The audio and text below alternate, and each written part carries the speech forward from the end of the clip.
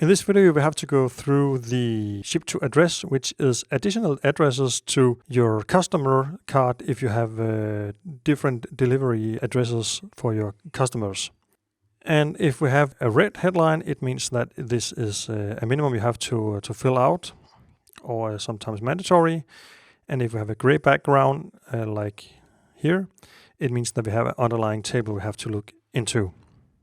So if you look into the additional information here for the customers called ship to address, we have the customer number and the code. And the customer number you can see is underlying table, which means that these customer numbers have to be in your customer table, which means that you have to import them first. And the code means on the customer card you can see where you want to send your items. We have the name of the customer. It should be the same you have on the customer card, and name 2. Address and address 2 if you have that. City, postcode, and country region code.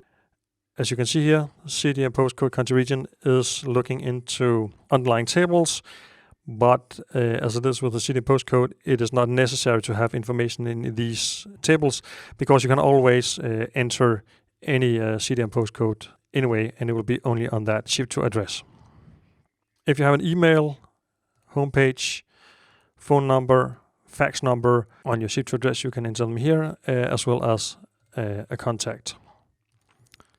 Shipment method code,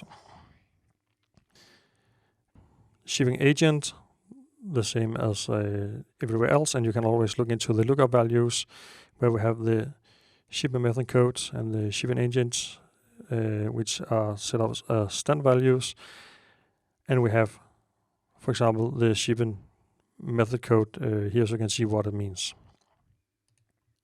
If you have a shipping agent service code, place of export, location code. If your customer has several locations on the ship to address, you can put in here, and if they have a county.